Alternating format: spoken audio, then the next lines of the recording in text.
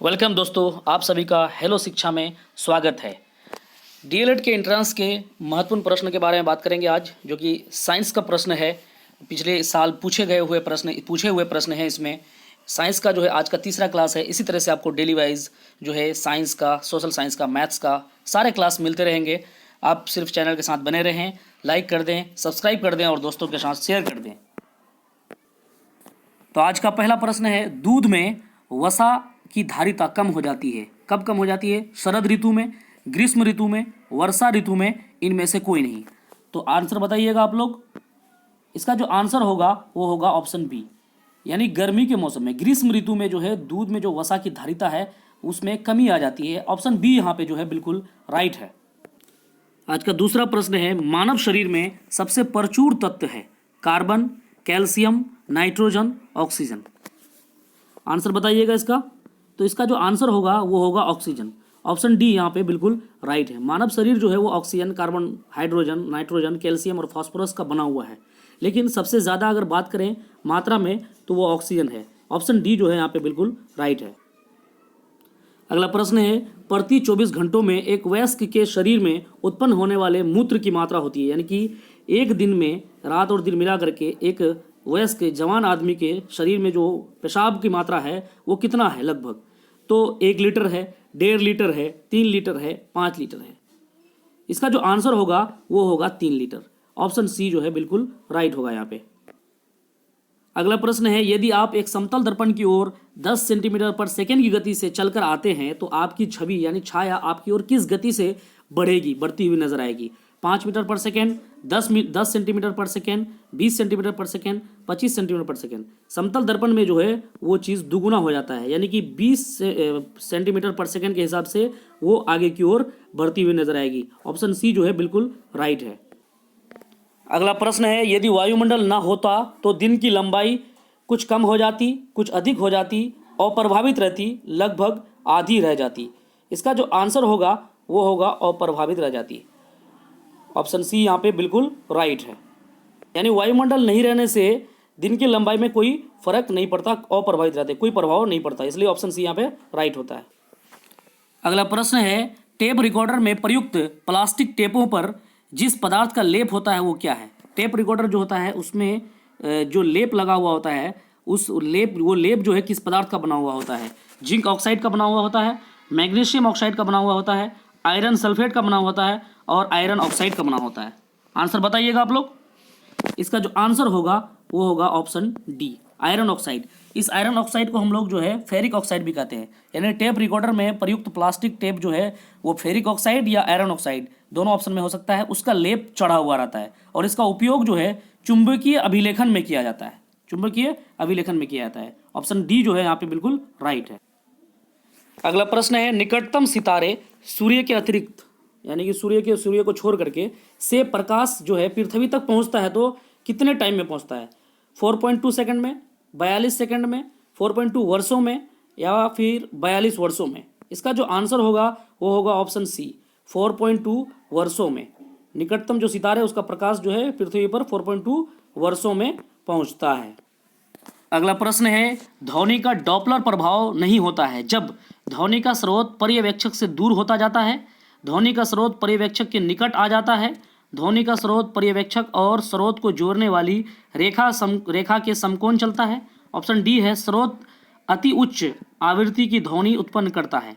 इसका आंसर होगा option A, यानी कि ध्वनि का स्रोत पर्यवेक्षक से दूर होता है। ध्वनि का डॉपलर प्रभाव नहीं होता है जब ध्वनि का स्रोत जो है पर्यवेक्षक से क्या होता है? दूर होता है। ऑप्शन ए यहाँ पे बिल्कुल राइट है। अगला प्रश्न है, परमाणु की प्रभावी त्रिज्या है, यहाँ पे ऑप्शन थोड़ा सा मिस्टेक है, 10 पर पावर -6 है, यहाँ 10 पर पावर -1 है, 10 पर पावर -14 है, 10 पर पावर 15 है, ठीक है, -15 है। तो इसका जो परमाणु की प्रभावी जो त्रिज्या है वो क्या होगा? 10 पर पावर -6, 10 पर पावर -1, 10 पर पावर -14, 10 पर पावर -15। तो इसका जो आंसर होगा वो होगा ऑप्शन डी। परमाणु की प्रभावी त्रिज्या जो है, रेडियस जो है वो 10 पर पावर -15 है। ऑप्शन डी यहाँ बिल्कुल राइट है। अगला प्रश्न है, रेडियो कार्बन तिथि निर्धारण विधि का प्रयोग होता है भवनों की आयु का पता चलाने के लिए या लगाने के लिए, जीवाश्मों की आयु का पता चलाने के लिए, चट्टानों की आयु का पता चलाने के लिए, उपयुक्त सभी। आंसर बताइएगा आप लोग, 70 का आंसर बताइएगा। इसका जो आंसर होगा ऑप्शन बी, रेडियो कार्बन तिथि निर्धारण विधि का प्रयोग होता है जीवाश्मों की आयु का पता लगाने के लिए या चलाने के लिए। ऑप्शन बी जो है यहाँ राइट है। नेक्स्ट प्रश्न है, ब्रोंकाइटिस एक रोग है, एक बीमारी है, किस तरह की बीमारी है, किसमें होता है, रक्त का, यकृत का, अंत्रियों का या फिर फेफड़ों का। इसका जो आंसर होगा वो होगा ऑप्शन डी, फेफड़ों का बीमारी है। ब्रोंकाइटिस जो है एक बीमारी है जो फेफड़ों से संबंधित है। ऑप्शन डी यहाँ राइट है। अगला प्रश्न है, बीसीजी का टीका दिया जाता है बचाव के लिए, किससे बचाव के लिए बीसीजी का टीका दिया जाता है? जैसे पोलियो का टीका दिया जाता है उसी तरह से बीसीजी का टीका दिया जाता है। कैंसर से बचाव के लिए, दमा से, क्षय रोग से, पोलियो से। तो बीसीजी का टीका जो दिया जाता है वो क्षय रोग से दिया जाता है। ऑप्शन सी जो है बिल्कुल यहाँ राइट है। अगला प्रश्न है, सबसे तेज गति से फैलने वाली बीमारी है, कौन सी बीमारी है सबसे तेजी से फैलने वाली? मलेरिया, ताउन, कुष्ठ रोग, ज्वर। आंसर बताइए आप लोग। तो सबसे तेज गति से जो फैलने वाली बीमारी है वो है मलेरिया। मलेरिया जो है बहुत तेजी से फैलता है, ये मच्छरों से फैलने वाला बीमारी है। अगला प्रश्न है, घाव के शीघ्र यानी जल्दी भरने में सहायता करने वाला विटामिन है। जैसे घाव अगर इंसान को हो जाता है, कट जाता है, वो भी एक तरह का घाव है, वो जल्दी भरता है, तो वो किस विटामिन के कारण भरता है? कौन सा विटामिन आप ज़्यादा लेंगे या डॉक्टर कौन सा विटामिन आपको देता है, टेबलेट देता है जिससे आपका घाव जल्दी भर जाता है? ऑप्शन है vitamin A, vitamin C, vitamin E, vitamin K. तो आंसर इसका होगा विटामिन सी, यानी कि ऑप्शन बी जो है बिल्कुल राइट होगा यहाँ पे। इसका जो आंसर होगा वो होगा विटामिन सी। घाव को जल्दी भरने के लिए विटामिन सी जो है बहुत ज़रूरी पड़ता है, और थोड़ा सा जो है विटामिन ई की भी ज़रूरत पड़ता है, लेकिन विटामिन सी जो होना बहुत ज़रूरी है। विटामिन सी की कमी होगा तो घाव जल्दी नहीं भरेगा। ऑप्शन बी यहाँ बिल्कुल राइट है। नेक्स्ट प्रश्न है, आनुवांशिक कूट के संग्रह के लिए उत्तरदायी अणु है डीएनए, आरएनए, प्रोटीन, क्रोमोसोम या chromosome. DNA, RNA, protein, chromosome. आनुवांशिकता के लिए जो है डीएनए सबसे ज़्यादा उत्तरदायी है। आपके बाप दादा का जो गुण आपके अंदर आएगा वो डीएनए के कारण आएगा, इसी को आनुवांशिक कहा जाता है। ऑप्शन ए यहाँ राइट है। अगला प्रश्न है, जब कोई व्यक्ति सोता है, नींद में होता है, तो उसका रक्तचाप, ब्लड प्रेशर क्या होता है? बढ़ता है, घटता है, स्थिर रहता है, घटता बढ़ता रहता है? जब कोई व्यक्ति सोता है तो उसका जो है रक्तचाप वो जो है घटता है। ऑप्शन बी जो है यहाँ बिल्कुल राइट है, उसका रक्तचाप घटता है।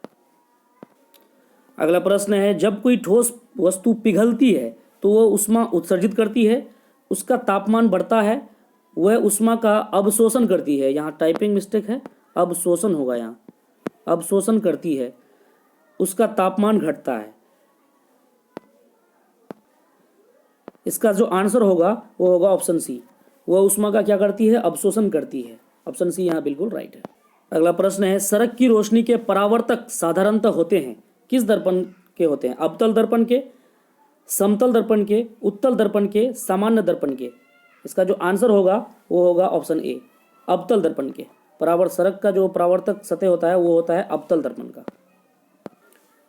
नेक्स्ट प्रश्न है, वात भट्टी से प्राप्त लोहे को कहते हैं, क्या कहते हैं? ढलवा लोहा कहते हैं, पिटवा लोहा कहते हैं, मृदु लोहा कहते हैं, कठोर लोहा कहते हैं, क्या कहते हैं? तो उसको कहते हैं ढलवा लोहा, यानी कि ऑप्शन ए जो है बिल्कुल राइट है। वात भट्टी से जो प्राप्त लोहा होगा उसको हम लोग ढलवा लोहा कहेंगे। साइंस का आखिरी प्रश्न है, यानी 20वां प्रश्न है आज का। पौधे का जनन अवयव होता है, जड़ होता है, डंठल होता है, पत्ती होता है, पुष्प होता है? पौधे का जो जनन अवयव होता है वो पुष्प होता है। ऑप्शन डी जो है बिल्कुल यहाँ राइट है। आज का साइंस का प्रश्न जो है यहीं खत्म होता है। आपको साइंस का डेली वाइज, साइंस, सोशल और जितने भी डीएलएड के सब्जेक्ट हैं सभी का जो है डेली प्रश्न मिलता रहेगा। बस चैनल के साथ बने रहें, लाइक कर दें, सब्सक्राइब कर दें और दोस्तों के साथ शेयर कर दें। कोई भी क्वेश्चन में डाउट लगे कमेंट करें, कमेंट में जवाब दिया जाएगा। थैंक यू, धन्यवाद।